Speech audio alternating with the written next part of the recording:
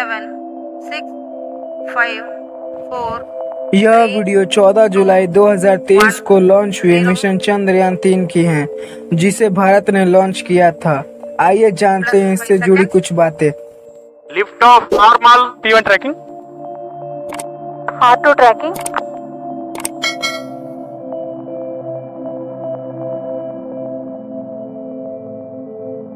चंद्रमा। रात के आकाश में जाने माने गोले ने एस्ट्रोनॉमर्स या सामान्य व्यक्ति दोनों की ही कल्पना को समान रूप से प्रेरित किया है। अनादि काल से ही मनुष्य ने चंद्रमा की सुंदरता पे काव्य रचे हैं और इसका उपयोग समय की गणना करने तथा समुद्र को पार करने के लिए भी किया गया है। आधुनिक काल में पृथ्वी के इकलौते प्राकृतिक उपग्रह चंद्रमा को इस मान्यता की वजह से भी अधिक महत्व मिला। सौर मंडल तथा विशेष रूप से पृथ्वी के उद्भव एवं विकास को समझने में चंद्रमा एक महत्वपूर्ण कड़ी है। इसके अलावा चंद्रमा के मूल्यवान संसाधन और कम गुरुत्वाकर्षण मनुष्य के लिए इसे विशेष आकर्षण बनाते हैं।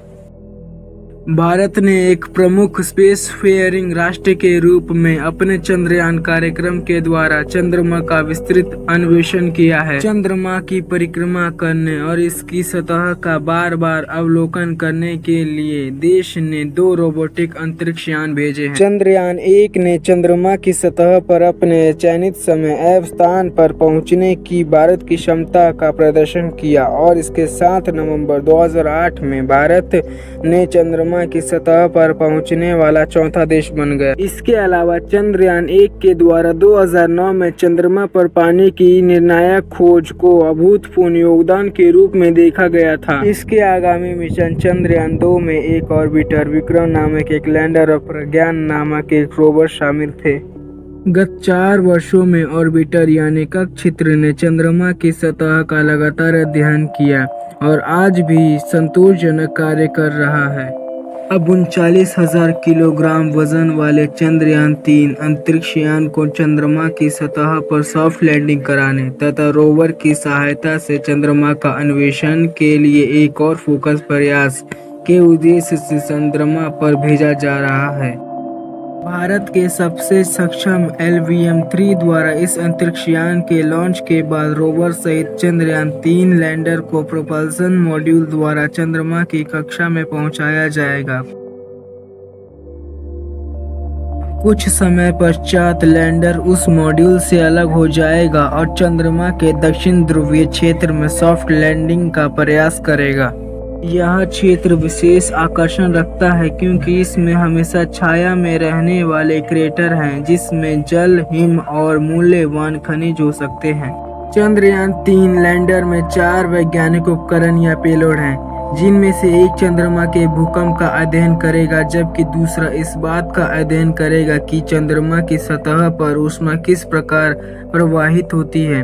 तीसरा चंद्रमा की सतह के निकटवर्ती प्लाज्मा वातावरण का अध्ययन करेगा। चौथा उपकरण वैज्ञानिकों को पृथ्वी तथा चंद्रमा के बीच की दूरी को अति परिशुद्धता से मापने में समर्थ करेगा। रोवर के 2 उपकरण एक्स-रे और लेजर हमें चंद्रमा की सतह की संरचना का अध्ययन करने में सहायता प्रदान करेंगे, कि लैंडर और रोवर एक दूसरे के सीधे संपर्क में रहेंगे। चंद्रमा की परिक्रमा कर रहा प्रोपल्सन मॉड्यूल पृथ्वी, जो कि एकमात्र ऐसा ग्रह है जिसे हम जानते हैं और जो निश्चित रूप से जीवन से भरपूर है, से आने वाले प्रकाश का प्रेक्षण करेगा। यह अवलोकन सूर्य के अलावा अन्य तारों की परिक्रमा करने वाले सुदूर ग्रहों की प्रकृति को समझने में सहायता करेगा। जैसे जैसे चंद्रयान परीक्षणों से गुजरकर प्रमोशन के लिए तैयार हो रहा है, इसरो के हजारों वैज्ञानिक जो इसे प्रमोशित करेंगे, नियंत्रित करेंगे और विशाल डिश एंटेना का प्रयोग कर इसे मूल्यवान वैज्ञानिक डाटा प्राप्त करेंगे।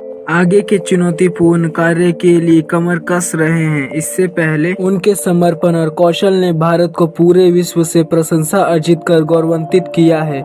आइए हम भी चंद्रयान 3 नामक इस महत्वपूर्ण मिशन के लिए उन्हें शुभकामनाएं दें।